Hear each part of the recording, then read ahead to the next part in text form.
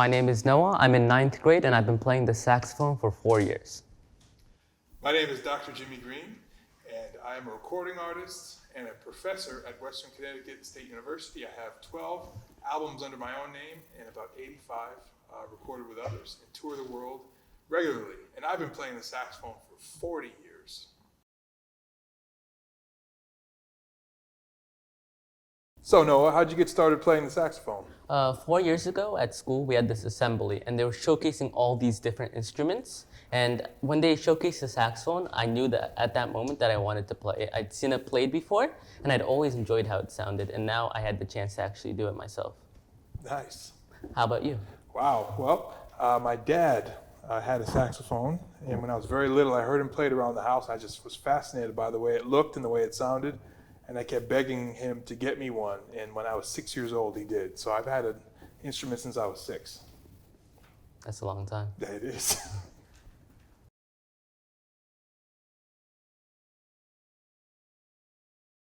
Who are some of your musical inspirations? I would have to say that my biggest inspiration would be my first band teacher.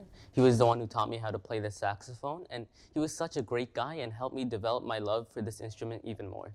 Beautiful. I would have to say for myself, I've had some great band directors as well over the years. Perhaps the biggest musical influence for me was a man named Jackie McLean, who was one of the greats to ever play the saxophone in his music in America. And he garnered a worldwide reputation. And I was very, very fortunate to grow up just several miles from his house. So I was able to meet him at a young age and to study with him for several years. And his influence is on me even to this day, all these years later. So Noah, what have been some of your biggest challenges on the saxophone? I think I would say my biggest challenges were around the first time that I started playing the saxophone. I guess I wasn't playing what I thought I would be playing because I was a beginner, and so I kind of lacked motivation because what I saw I was playing was not something that was complicated or something that I wanted to play myself. But then as I got better and better, I started to get more motivation because I could now play the pieces that I wanted to. Great. I would have to say my biggest musical challenges were to always stay positive in every situation. There's some musical situations that can be competitive by nature. There are some times as a musician, as a professional musician, you have to get used to hearing the word no a lot, which is hard to hear sometimes. But to stay positive and to remain focused and knowing that for me, this is what I was always meant to do. So just to keep doing it and to stay positive and stay focused, and everything has turned out just great. So for example, when I was in the 10th grade, I auditioned for the jazz ensemble of my region. This big regional music festival where I grew up, and all the kids who were the really good players were in it. So I auditioned for the jazz ensemble, and my band director let me know, Jimmy, sorry, you didn't make the jazz ensemble, but you did get a spot in the concert band. And I was like, not that there's anything wrong with concert band, I like concert band, but I really wanted to be in the jazz ensemble.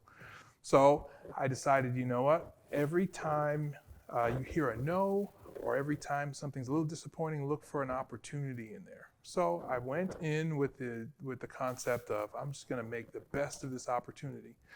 And the very first rehearsal, and this will make more sense to you going forward, the very first rehearsal, I was in the saxophone row of the concert band, and in front of me was the flute row. And so I was warming up my instrument like this, because it was cold, it was January. And to get some air in it, because I just come off of a cold school bus to get to this venue. And a young lady who was in the flute row right in front of me turned around and said, "Excuse me, can you stop doing that? That is really loud." That young lady is my wife today. So there's always an opportunity, even when you hear a rejection, there's always an opportunity to be had.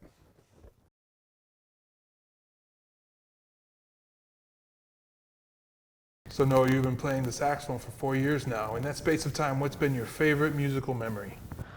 I think my favorite memory was last year, just as we were starting remote learning.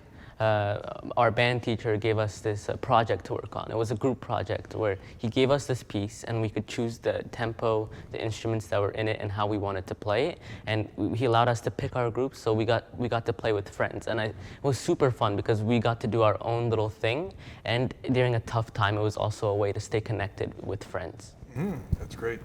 I would say for me, I've had a lot of really amazing musical memories. And I've been asked before, about the concept of opportunities. Like, what opportunities have you found to be the best that you've experienced? And the way I think of it as every time I put this instrument together, every time I put it together, every time I blow in it, is an opportunity.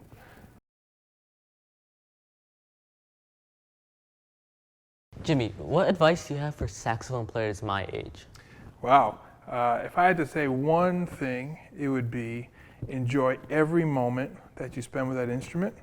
And the second thing is don't ever be afraid to ask a question or to let on to someone that you don't know something. I remember when I was younger, I didn't want to let anybody know if I didn't know something. I kind of pretended like I knew it, and then I would never learn it, right? So if you ask a question, you get that feedback right away, and you never have to go on wondering.